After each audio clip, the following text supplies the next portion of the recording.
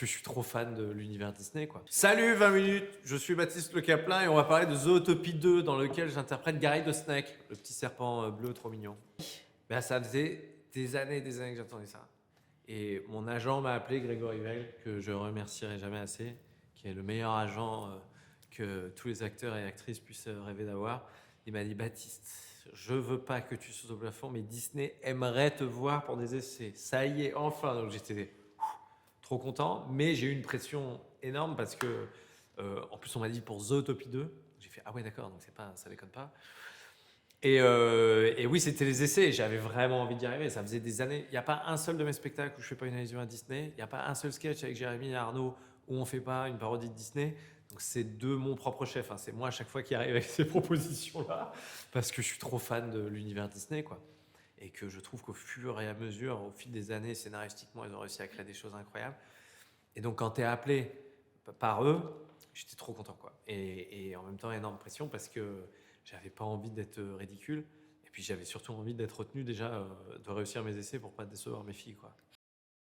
Gary the Snake, c'est un personnage extrêmement touchant. Enfin, j'espère que vous allez le trouver touchant.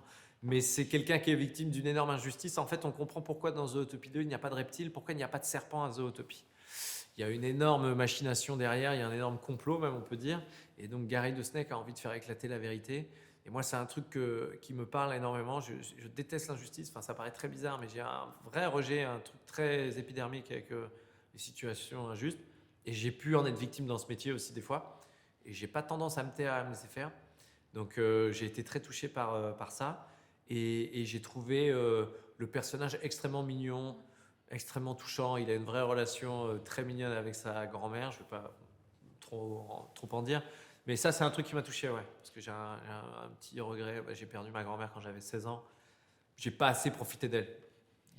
Je crois que celui qui coche le plus de cases et qui est quand même génial, c'est Aladdin. T'as une vraie histoire d'amour trop belle.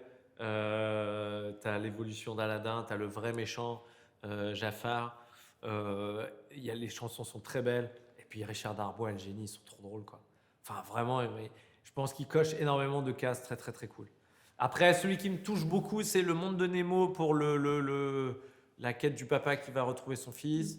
Ça, j'ai été très touché par ça. Scar, il est incroyable. La voix de Scar. Tout est fou dans Scar. La trahison, quand il dit à Simba, qu'est-ce que tu as fait, machin, de voir la rancœur qu'il a. Enfin, tu captes après, en le revoyant plein de fois, tu te dis: ah oui, c'est un mec qui est vraiment mis de côté. Et il y a un truc qui m'avait touché avec Scar. J'ai vu la comédie musicale du Roi Lion, je l'ai vu 3 fois. Je l'ai vu à Paris, je l'ai vu à Londres, je l'ai vu à New York. Et il y a un truc qui me faisait vachement de peine, c'est qu'à la fin du spectacle, Scar, il était toujours sifflé par le public. Et j'ai vu le comédien qui le faisait en France dire: mais non, mais je suis content quand ça arrive, ça veut dire que j'ai bien fait mon travail et tout. Mais je me suis rendu compte de la portée que pouvait avoir un méchant dans Disney. Et que les interprétations des méchants rendent les dessins animés encore meilleurs. C'est pour ça que Jafar est incroyable, pour ça que Scar est incroyable. Il y en a plein. Bah, le génie, je pense que c'est trop dur parce que Richard Darbois, il a mis la barre à un niveau extraordinaire. Mais le génie, en vrai, c'est incroyable parce que moi, mon identité scénique et ce que ça représente, j'aurais adoré faire ça. Après, il y a 2-3 personnages quand même qui me touchent beaucoup. Marin dans Nemo, j'adore. Enfin, je trouve que Franck Dubosc a fait un travail incroyable.